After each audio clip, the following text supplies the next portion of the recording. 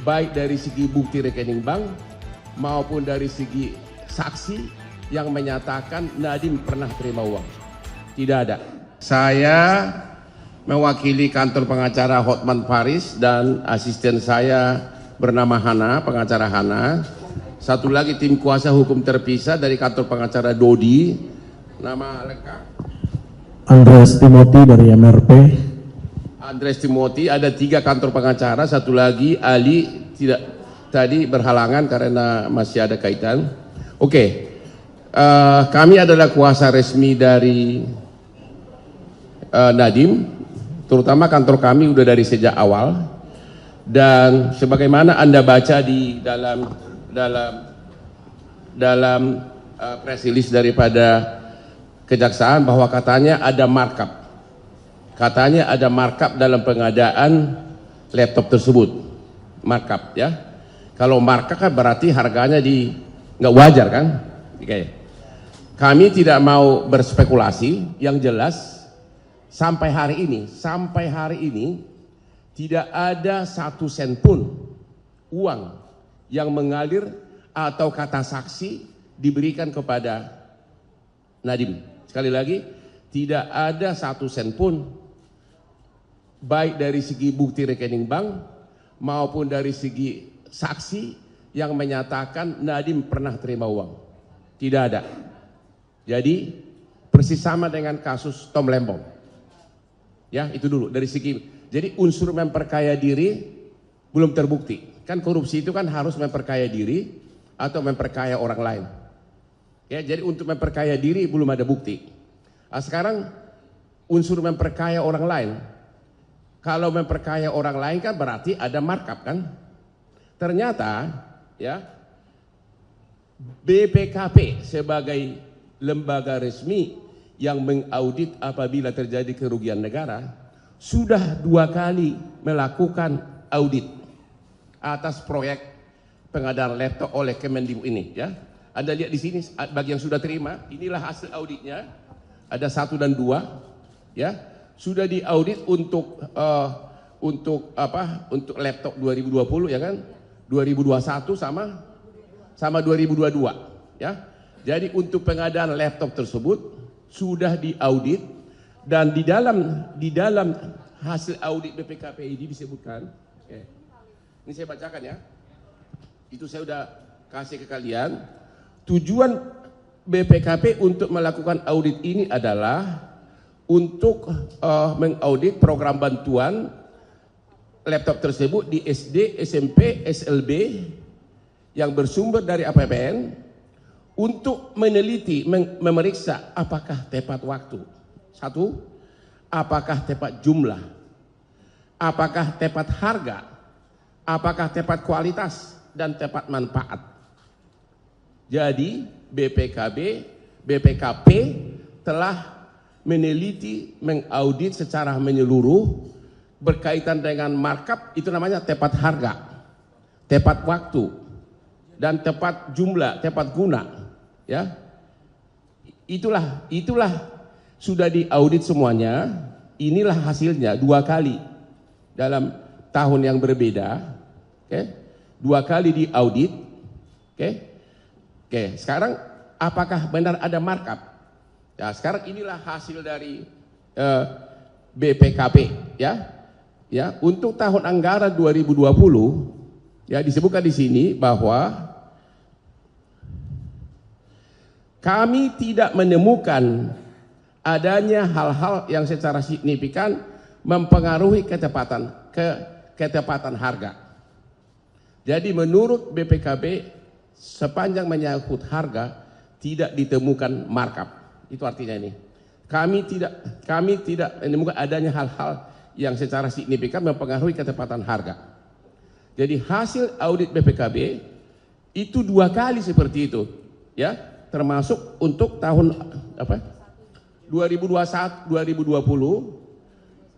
2021 sama 2022. Bayangkan coba, BPKP mengatakan dari segi harga tidak ada hal-hal yang mencurigakan yang mempengaruhi ketepatan harga.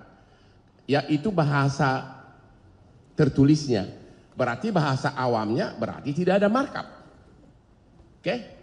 Kemudian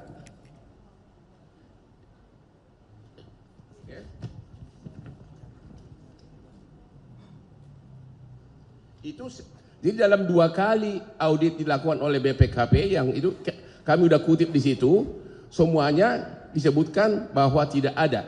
Oke.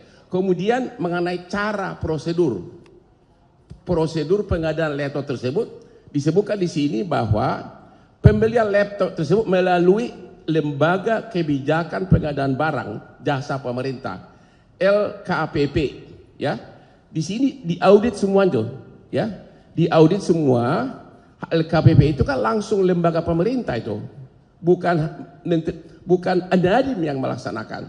Di sini Anda bisa lihat di sini bahwa di dalam harga awal 6.499.000 per laptop di LKPP 6.499.000 itu yang untuk harga untuk pengadaan 2021-2022, dan setelah dinego hasilnya adalah 5.800.000. Jadi orang siapapun bisa membaca harga itu di LKPP, di e-katalog resmi diumumkan pada saat itu harganya berapa, dan setelah dinego berkurang berapa ini dari 6.499.000 menjadi 5.800.000, berkurang hampir 700.000. Cuma tiap jenis laptop memang berbeda-beda, tapi semuanya terjadi penurunan. Ini hasil audit dari BPKP.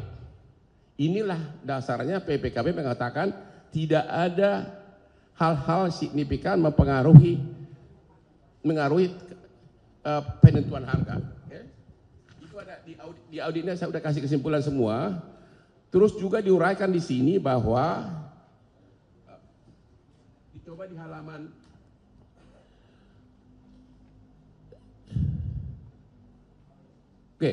di halaman 3 disebutkan sudah pemanfaatan Chromebook tersebut sudah 95%, guru 86%, kepala sekolah 57%. Jadi hasil audit ini dilakukan di 22 provinsi, ya. BPKP melakukan audit di 22 provinsi yang semuanya mengatakan telah menerima dan persentasenya pun ada di audit BPKB. BPKB juga mengatakan dari segi Kemendikbud tidak ada pelanggaran. Memang yang nyampe itu ada yang rusak, ada yang tidak bisa dipakai oleh orang sana, tapi dari segi pengiriman barang dari pusat sudah sah semuanya. Persentase pun ada di situ semua. Jadi dari segi mengatakan bahwa itu bukan barang yang tepat, ternyata memang tepat, ya. Ini dari hasil audit, ya. Saya bukan ngomong saya pribadi, ya. Kemudian ada lagi hasil BPKP di sini. Oke. Sekarang ada tuduhan tentang 3T, pasti wartawan nanya itu. Ya. Apa kepanjangan 3T?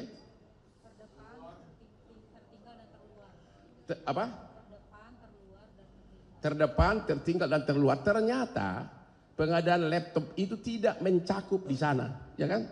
Ya, itu tidak mencakup di sana. Jadi memang ini hanya yang sebatas bagi yang bisa yang ada akses internetnya. Jadi tuduhan bahwa dikirimkan ke daerah 3T itu tidak benar. Ya. Hanya terhadap yang ada akses internetnya, karena waktu itu keadaan Covid sangat kesulitan semua untuk proses belajar. Anda bisa baca lagi. Apa yang kami kutip ini adalah sebagian besar sepanjang menyangkut kerugian harga itu murni dari, bukan kata-kata saya loh. Ya. Jadi jangan bilang bahwa saya sebagai pengacara merekayasa ini. Yang jelas tidak ada pelanggaran apapun baik dari segi prosedur, penentuan harga dan tepat waktu dan penerima. Itu dari BPKP. Oleh karenanya kalau tidak ada pelanggaran dari segi harga, tidak ada markup, berarti unsur korupsi sudah gugur. Karena tidak ada korupsi kalau tidak ada kerugian negara.